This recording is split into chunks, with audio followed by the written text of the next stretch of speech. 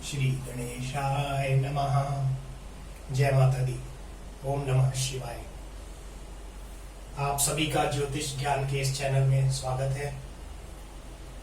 हमारा आज का जो टॉपिक है वह है, क्या डेथ बेड से वापस आया जा सकता है?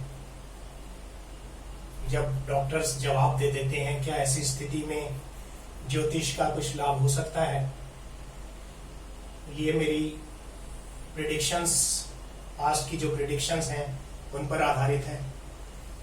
ऐसे समय में मेरी बहुत सारी प्रेडिक्शंस हैं और इनमें से कुछ चुनकर 4-5 प्रेडिक्शंस जो है पार्ट में आपको अलग अलग वीडियो बनाकर आपको दिखाऊंगा।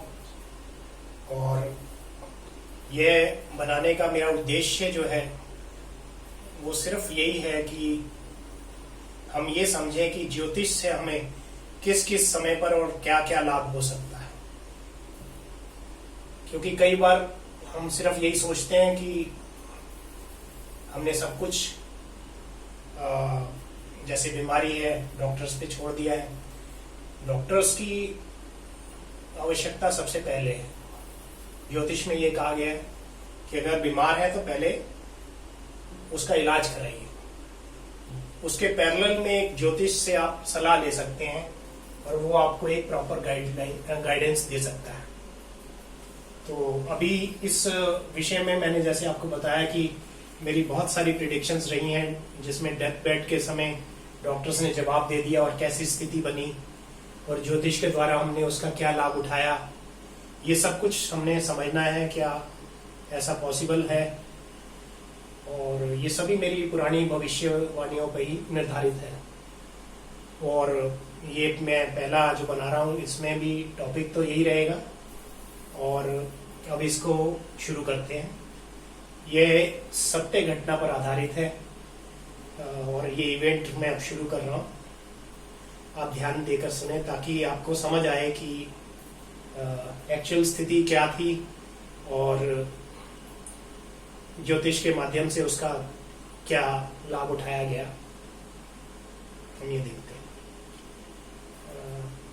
ये घटना जो है मेरे घर के आसपास की ही है। हमारे एक पड़ोसी हैं, हमारी आंटी हैं, पास में रहती हैं, खन्ना आंटी। और मेरी मदर के साथ बहुत प्रेम है उनका। तो अक्सर वो कोई भी दुख सुख होता है तो वो जरूर मम्मी के पास आ जाती हैं, हमारी मदर के पास में। और ऐसे ही ये मेरे ख्याल से 10 साल पहले की घटना है। 8-10 साल इस बात को हो गए। और वो आंटी हमारे मदर के पास बैठी हुई थी और मैं भी उसी कमरे में था, अपना कुछ काम कर रहा था। तो देखा कि आंटी जो है थोड़ा सा रोने सी लगी और मेरी मदर से कह रही थी कि मेरी बुआ जो है वो अपोलो हॉस्पिटल में एडमिट है 2 महीने से, लगभग 2 महीने से, और वो कोमा में है। उन्होंने ये बताया कि इनकी बुआ ने इनको बचपन से पाला था और इसलिए बहुत ज्यादा अटैचमेंट थी और इस वजह से जो है काफी आंटी दुखी नजर आ रही थी। तो मैंने वैसे ही पूछ लिया, मैंने कहा आंटी आपके पास में आपकी बुआ जी का टाइम डेट ऑफ बर्थ है? तो आंटी ने बताया कि वो तो 87 साल की हो गई हैं और उनका टाइम डेट ऑफ बर्थ तो नहीं होगा। तो फिर मैंने दूसरा प्रश्न किया, मैंने कहा क्या उनका कोई बेटा है? तो कहने लगी हाँ उनके बेटे हैं। और जो है फिर मैंने यही प्रश्न किया कि क्या उनके बेटे से मेरी बात हो सकती है, क्या उस बेटे का टाइम डेट ऑफ बर्थ वगैरह मिल सकता है? तो आंटी ने कहा हाँ, मैं अभी आपकी उनसे बात करा सकती हूँ। उससे पहले उन्होंने ये जिक्र किया कि जो उनकी बुआ जी हैं उनका बेटा ये जम्मू में रहते हैं और जम्मू में उनका बेटा जो है डॉक्टर है, उसका अपना नर्सिंग होम है और वो पहले बुआ जी का जो ट्रीटमेंट है उन्हीं के हॉस्पिटल में किया गया। लेकिन जब वहां पे कुछ नहीं कर पाए तो फिर वो दिल्ली लाकर उन्होंने अपोलो में शिफ्ट किया और ऐसी स्थिति बन गई। तो अब वो सभी मतलब परेशानी है कि क्या किया जाए, क्योंकि 2 महीने हो गए हैं, काफी बिल वगैरह भी बन गया और वहां पे उनकी बुआ जी का जो है आंखें भी नहीं खुल रही, कुछ मूवमेंट नहीं है, सिर्फ आंख से एक आंसू सा निकल जाता है कभी कभार। और ऐसी स्थिति है, डॉक्टर्स भी जो है वो भी कह रहे हैं कि हमें कुछ नहीं पता, हमारे को भाई कैसी मतलब क्या हो सकता है, कुछ कह नहीं सकते, क्योंकि हमारे हिसाब से जब 2-3 महीने हो गए अभी तक कुछ नहीं हुआ तो आगे के लिए भी हम कुछ कहने में असमर्थ है। ऐसी स्थिति जब बनी तो आंटी ने मेरी फोन पे उनके बेटे से बात कराई। ये वाला बेटा जो था उनका, ये दिल्ली नोएडा में रहता था और नोएडा में ये अबाउट 60 इयर्स के करीब थे इनकी एज, और ये अभी BHEL से ही रिसेंटली रिटायर हुए थे। जब मेरी फोन पे उनसे बात हुई तो उन्होंने मुझे सबसे पहले यही कहा कि मेरा भी ज्योतिष में बड़ा इंटरेस्ट है और मैं भी थोड़ा बुक्स वगैरह पढ़ता रहता हूँ। तो फिर उन्होंने ये बताया कि मैंने अपनी जो गणित लगाई थी उस हिसाब से उन्होंने अपनी मदर का बताया कि वो पिछले महीने 23 तारीख को उनकी लग रहा था कि डेथ हो जाएगी, लेकिन ऐसा हुआ नहीं।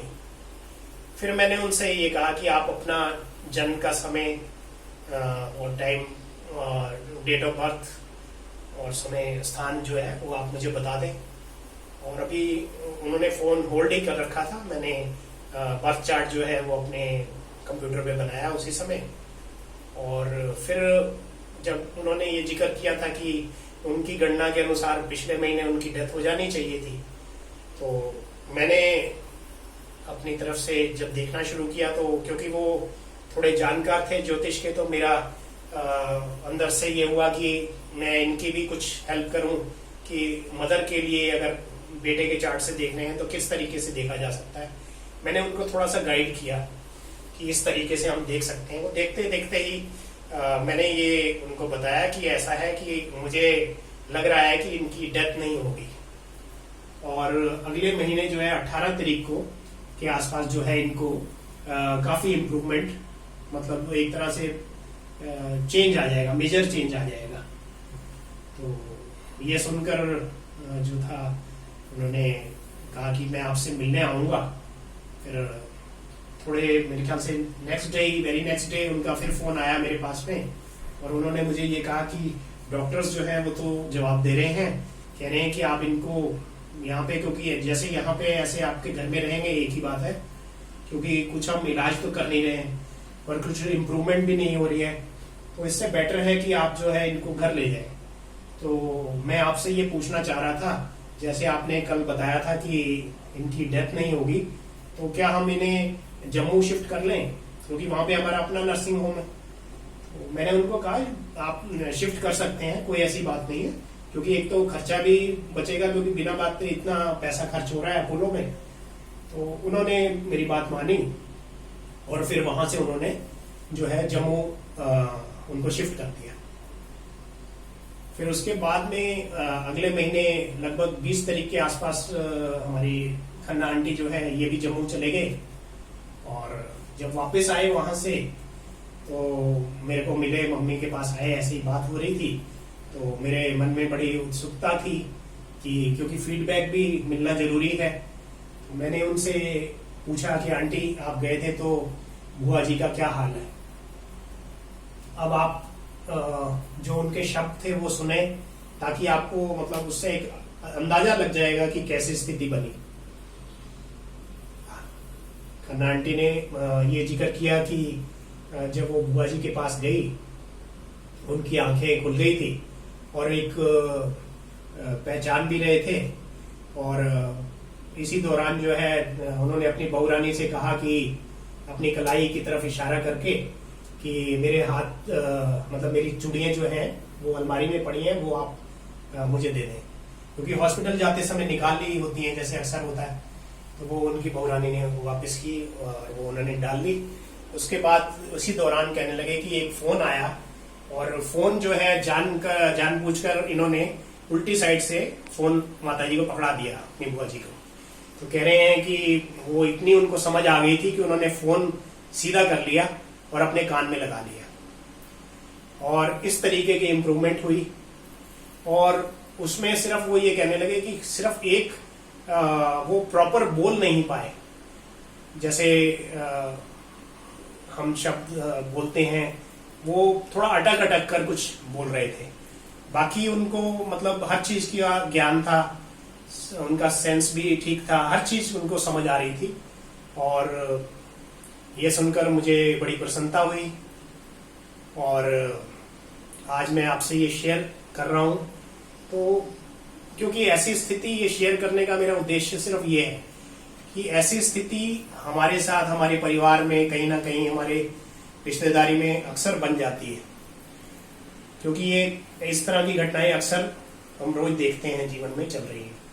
और जब ऐसी स्थिति बनती है तो क्या, जब डॉक्टर भी जवाब दे देता है, तो क्या हमारे पास कोई और कुछ नहीं है या कोई हम अपनी तरफ से कोशिश कर सकते हैं?